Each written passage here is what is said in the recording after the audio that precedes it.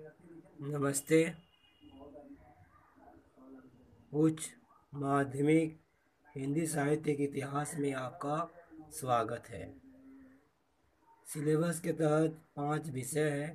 खड़ी बोली हिंदी का विकास, दूसरा भारतेंदु युगीन साहित्य, तीसरा द्विवेदी युगीन साहित्य, चौथा छायावाद, पांचवा प्रगतिवादी साहित्य और छठा प्रयोगवाद।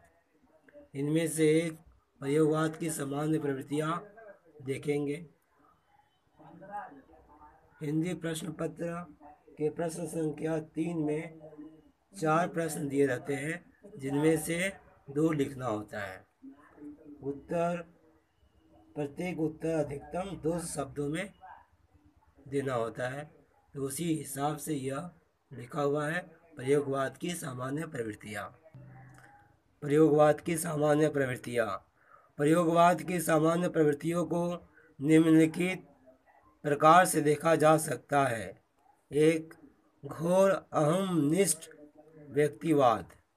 दूसरा नग्न मर्यादावाद। तीसरा अतिबौद्धिकता।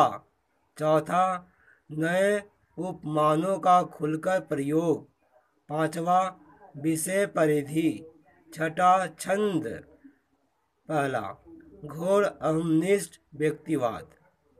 प्रयोगवादी काल में कविता आत्मविज्ञापन एवं प्रख्यापन ही बनकर रह गई है।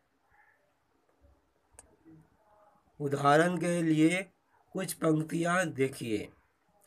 तब मैं एकाग्र मन जुट गया ग्रंथों में, मुझे परीक्षाओं में विलक्षण श्रेय मिला। नग्न मर्यादावाद। इस कविता में दूषित मनोवृत्तियों का चित्रण भी अपनी पराकाष्ठा पर पहुंच गया है।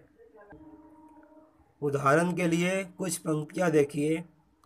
मेरे मन की अंधियारी कोठरी में अतृप्त आकांक्षाओं की वेश्या बुरी तरह खांस रही है। तीसरा अतिबौद्धिकता। इसमें बौद्धिक उछल कूद अधिक है। उदाहरण के लिए कुछ पंक्तियां देखिए। अंतरंग की उन घड़ियों पर छाया डाल दूं, अपने व्यक्तित्व को एक निश्चित ढांचे में ढाल दूं। चौथा नए उपमानों का खुलकर प्रयोग। इस क्षेत्र में भी इन कवियों ने नवीनता को ढूंढने का पूर्ण प्रयास किया है। उदाहरण के लिए कुछ पंक्तियां देखिए। पहला प्यार का बल्ब फ्यूज हो गया। दूसरा मेरे सपने ऐसे टूट गए जैसे भुंगा हुआ पापड़। पांचवा विषय परिधि। इसके कवि की परिधि व्यापक है।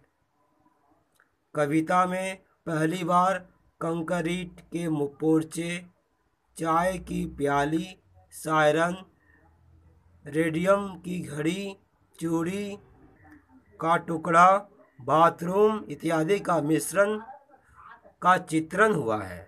छंद। प्रयोगवादी कवि छंद के बंधन को स्वीकार नहीं करता। यह मुक्त परंपरा में विश्वास करता है। यही कारण है कि न तो इसमें लय है और न गति। इसमें गद्य की सी निरसता और शुष्कता है। इसी के साथ प्रयोगवाद की सामान्य प्रवृत्तियाँ पूरा हुआ। धन्यवाद।